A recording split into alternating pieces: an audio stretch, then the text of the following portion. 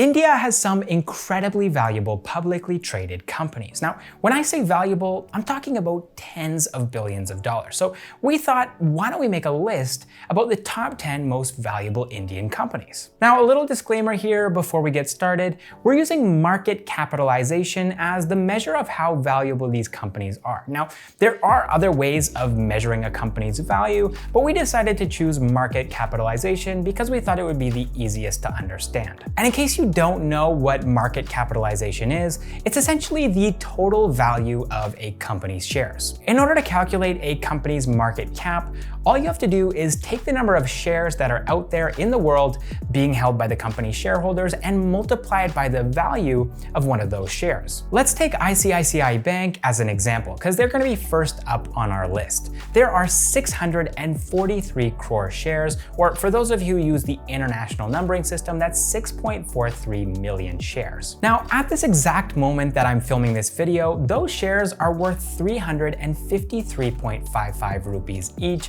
or approximately $4.70 US. So if you take the number of shares, which again was 643 crores, and you multiply it by the value of one of those shares, which again was 353.55, you end up with a market cap of 2.27 lakh crore rupees, or approximately $30.25 billion.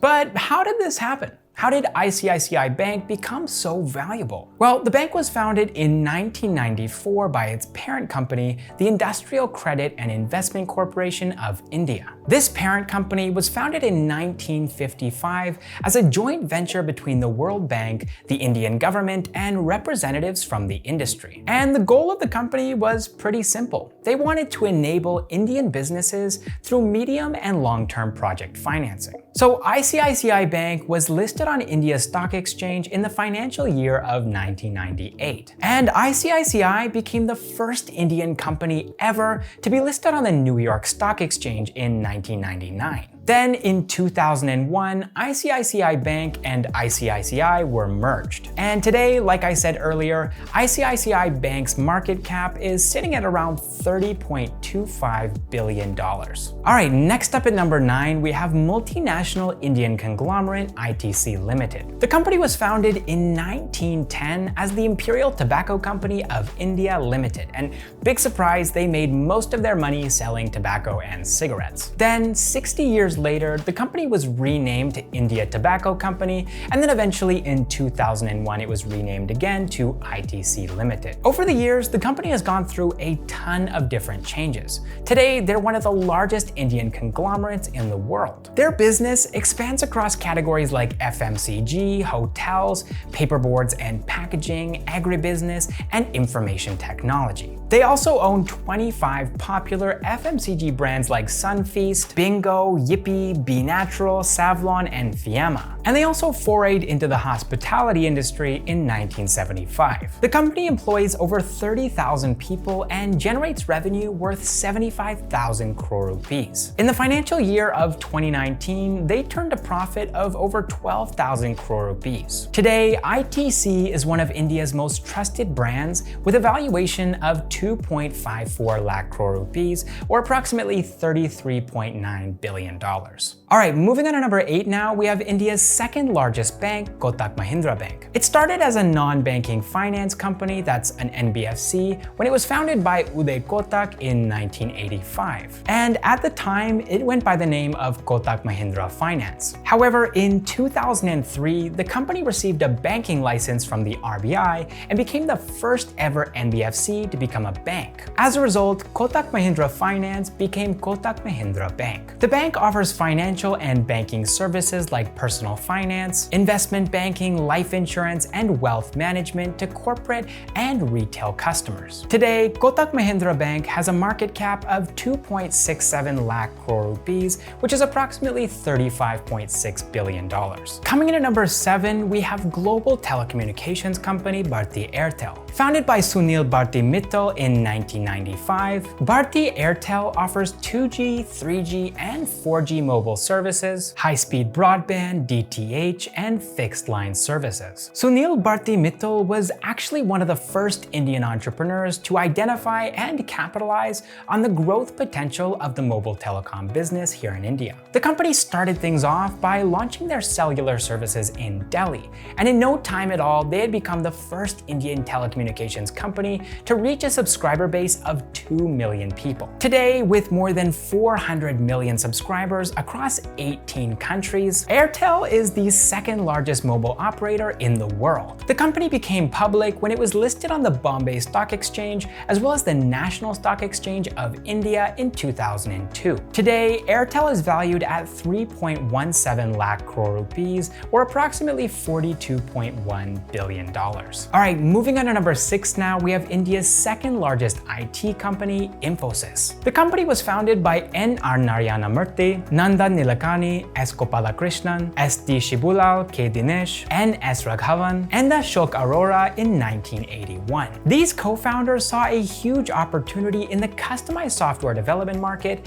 and they started the company with an investment of just 10,000 rupees, which would have been about $250 at the time. Now, these co-founders started things off in Pune, but before 1991, India was a closed economy, which made it really difficult for them. In fact, the company didn't even have its own computer until 1983.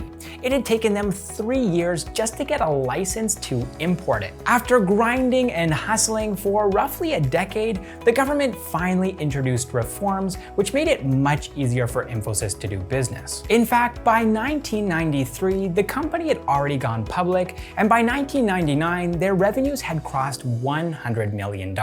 That same year, they became the first Indian IT company to be listed on NASDAQ. And Infosys has been growing ever since, registering revenues worth more than 90,000 crore rupees, that's approximately $12 billion, with a net profit of more than 16,000 crore rupees, or $2.2 billion in the financial year of 2020. Today, Infosys has a market cap of 3.24 lakh crore rupees, or approximately $43.2 billion.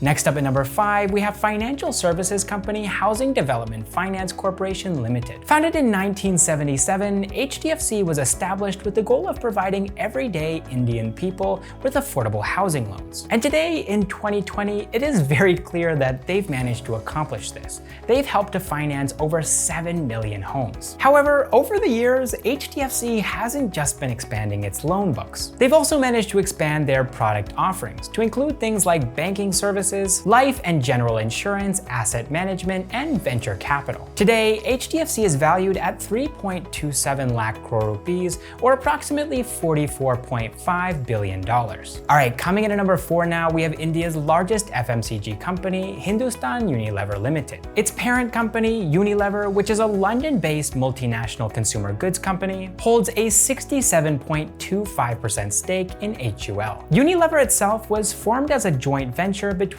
Dutch margarine producer Margarine Uni and British soap maker Lever Brothers in 1929. HUL was established in India in 1933. Today, like I mentioned earlier, HUL is the largest FMCG company in India, with 9 out of 10 Indian households using their products. The company offers a wide array of products from 35 brands across 20 categories. Their most popular Indian brands include Surf Excel, Rin, Wheel, Vim, Dove, Lifebuoy, Pond's, Vaseline, Clinic Plus, Pepsodent, Sunsilk, Lipton, Kwality Walls, and so on and so forth. In the financial year of 2020, the company sold products worth more than 38,000 crore rupees, that's $5.1 billion, and they made a profit of more than 6,000 crore rupees, that's $896 million. Today, their market cap is sitting at around 5.1 lakh crore rupees, or $67.9 billion. Alright, next up at number 3, we have India's largest bank, HDFC Bank. Founded in 1994 as a subsidiary of HDFC, HDFC Bank was one of the first Indian financial institutions to receive in-principle approval from the RBI to establish a private sector bank. This was done after the government decided to liberalize the country's banking industry, which up until that point had been dominated by public sector banks. Since the bank's inception, former Citibank CEO Aditya Puri has remained the managing director and CEO of HDFC Bank with the goal of creating a world-class Indian bank. Under his leadership, HDFC Bank has always focused on building technology to grow their business and boost their banking services, which has resulted in HDFC Bank becoming India's most valuable bank. In the financial year of 2019, HDFC Bank generated revenue worth 1.17 lakh crore rupees, which is approximately $15 billion, while making a net profit of more than 5,000 crore rupees, or $740 million. Today, the bank has a market cap of 5.89 lakh crore rupees, or $78.45 billion. Alright, moving on to number 2 now, we have India's largest IT company, Tata Consultancy Services. The company was established in 1968 as a subsidiary of Tata Sons under the Tata Group as a technology consulting service provider. TCS got its first international client in 1971. And by 1976, they were exporting software products worth $1 million. From then on, the company grew steadily under the leadership of its first CEO, F.C. Kohli. Then in 2004, TCS went public. At the time, they were already a global player, and so by 2012, their revenues had soared to $10 billion. Then in 2018, TCS reached a new high when they became the second Indian company and the first Indian IT company to reach a market cap of $100 billion. Today, besides being a global technology leader, TCS is also one of the largest IT employers in the world. They have nearly 4.5 lakh employees, that's 450,000 employees spread out across 46 different countries. Today, TCS has a market cap of 8.25 lakh crore rupees, or $109.77 billion.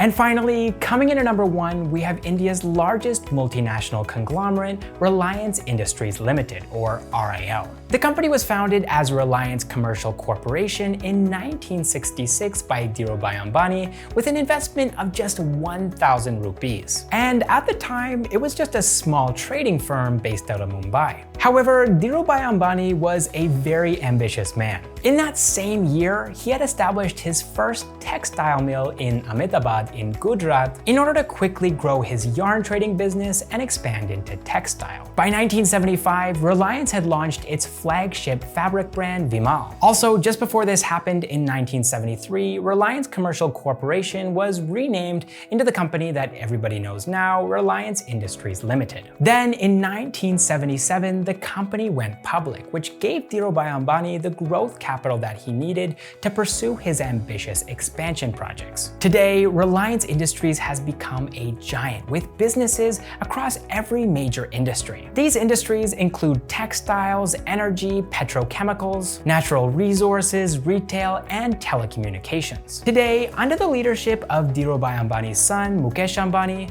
Reliance Industries is one of the most profitable companies in India, and it's also the most valuable, with a market cap of $150 billion. Alright guys, there you have it. Those are the top 10 most valuable Indian companies by market cap. I hope you enjoyed the video, and if you did, I would love it if you could leave a comment down below and let me know what your thoughts were on our list. Also, if you're not already subscribed, now would be a great time to do so. We post new videos every single week about Indian startups, entrepreneurs, and the latest startup news. So hit subscribe, and while you're at it, you might as well hit the like button as well. And if you know of somebody who you think would enjoy this video, I would love it if you could share it with them.